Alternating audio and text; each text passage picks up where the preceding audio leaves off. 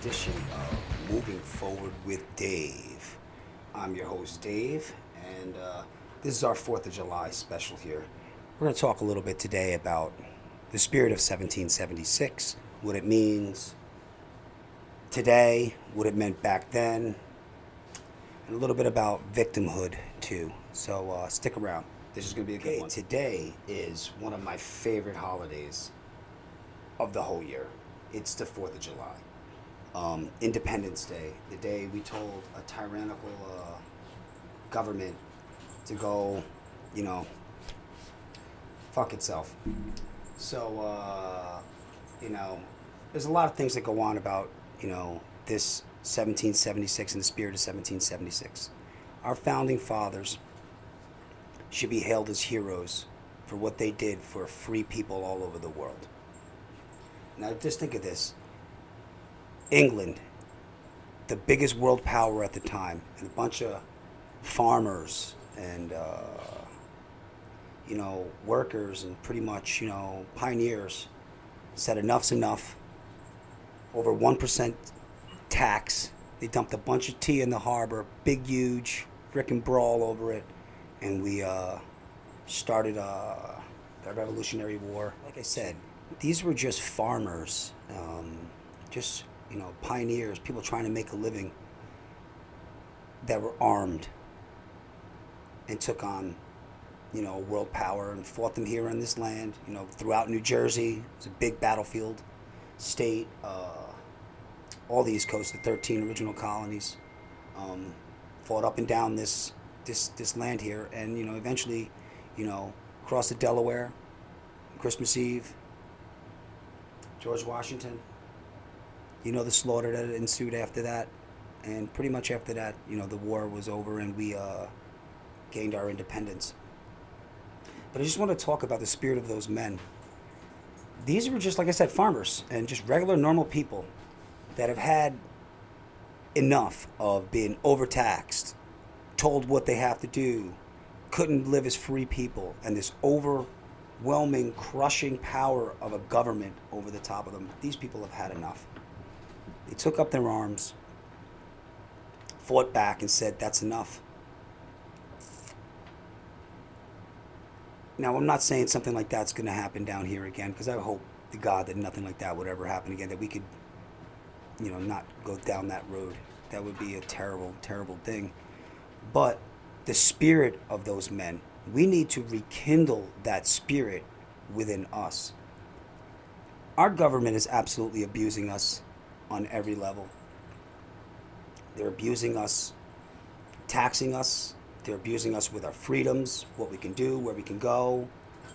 It's a lot right now. And if you really break it all down, your civil liberties are being stepped on all over the place in the name of, sometimes social justice, in the name of racial justice, equality, which I'm not sure if they're looking for. What I see is why we can't get that spirit within us is so many people are reliant on the victimhood part. Like, instead of, holding themselves accountable for things, it's easier to be a victim and blame why I don't have things because of this. Systemic racism is one of the biggest things out there, which, I personally, if you believe in a systemic racist society, then why the hell are you voting the same way for over 100 years? You voted the system. So it's kind of like this tongue-in-cheek thing for me when they say that, because, when you break it down, it really isn't, what they're saying. If it was that, well, then the people that keep voting this way, the same way that they're voting over and over and over again for 50, 100 years in some places, maybe you should change the way you're voting and maybe something will happen a little different. But until then, the cries of systemic racism are pretty much tongue-in-cheek for me anyway. When I say victimhood, I mean, I'm going to give you a couple of examples. Now, I'm going to use the gay community for an example here. Now, I have several gay friends that are, they're not liberal, they're not conservative, they're kind of their own way and they do their own thing. But I do have other gay friends that are really liberal and are constantly talking about how persecuted and how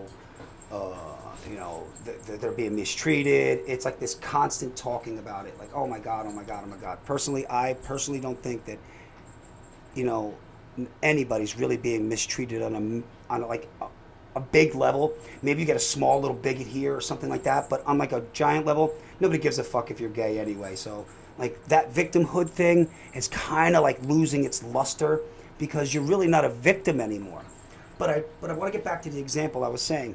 The example I was saying was there are some that don't complain that, oh, it's because of this or it's because of that. No, they're going out there to doing their own job. They're finding a way for themselves. They're living their lives their way with nobody or this feeling that anybody's holding them down.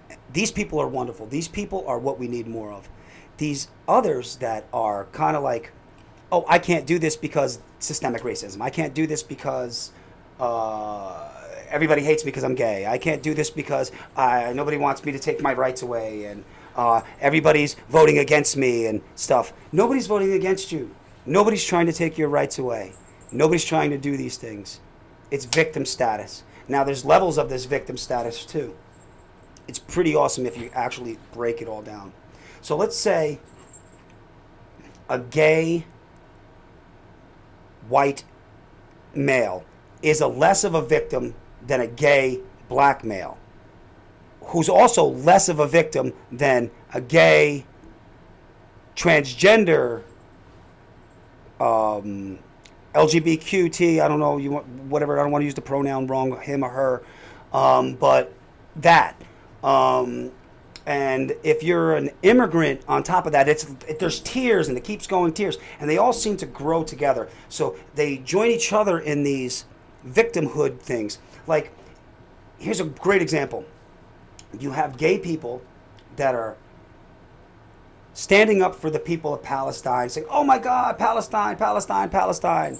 These people would throw these people off the building in 2 seconds flat because they're gay. They don't like gay people. There's no such thing as gay people over there and stuff like this. But since their victimhood status can put them together somehow, some perverted way, they could support each other. It's ridiculous. And the arcade goes on and on and on and on. If you pay attention to this, you will see it all over news media. You will see it everywhere, this victim status. I would rather not play the victim. I could easily play this victim card. You know, we were homeless, lived in shelters, cars, no money, institutions we had to stay at, foster homes. We didn't have a car. We were taken care of by the state. We were a ward of the state, me and my family at one point. But I could use that as I've been a victim my whole life. Oh, I can't do anything, and I could never have done anything because of this. But I chose to say, you know, screw that. I don't want to be that. I'm not a victim. I'm a victor. I'm a winner. I want to go out and win. So you could take the victim status and put that to the side, and now I can go out and just conquer the world. I could beat them every step of the way by one little step at a time. One little goal, one little goal. Little goals turn into other little goals, and your dignity and your self-esteem comes with it. This victimhood status is kind of like the lazy man sloth way of trying to get your way and get through life. I mean, that's just my personal opinion. And I don't think anybody should be, you know, trying to use the victimhood status to woe is me and give to me and help me and everything. You know what? Get up there and help your goddamn self. Go out there and win. You know, and if you lose, you keep losing until you win. You just keep going. That's how it's done. Not many people want to sacrifice, and it's a lot easier to say, woe is me. It's the white man's fault, or it's the president's fault, or it's, you know, Congress's fault, or it's this one's fault, or it's that one's fault. It's systemic racism and all of the craziness that goes on with all of that. So we can throw all that hot garbage out the goddamn window. When we, as a nation, stop rewarding the victims with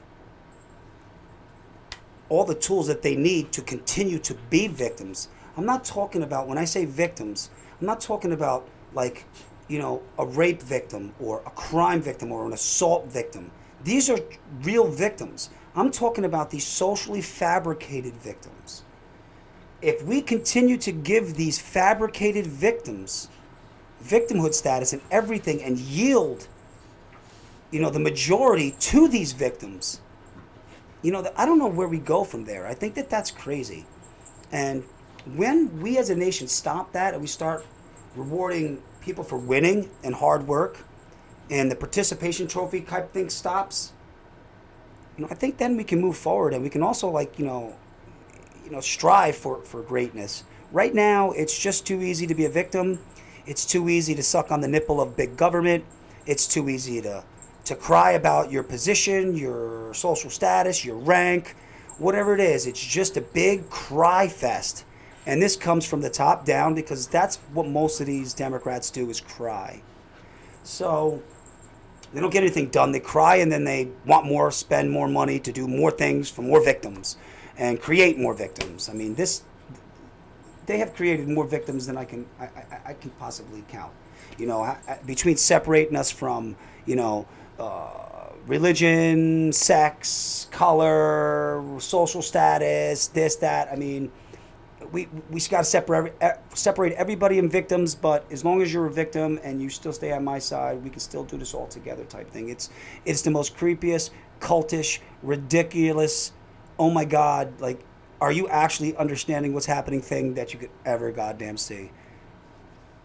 Now, with all of that said, I want to talk in closing here. Our founding fathers and the Revolutionary War in general and all of that comes with it should be taught the right way. It should be shown to these kids about how important it was and what happened and what we did. Now you have this critical race theory stuff, and I will touch base with that stuff, just not today. It's a little in depth. I'm not scared of it, but I will touch base with it. This is going to be taught to how, terrible these people were and, how awful these people were, and teach our kids to hate each other over their skin color and stuff like that, which is probably the most terrible thing that we could do to our children that don't see color. But that's for another time. But don't let anybody tell you that these were bad men.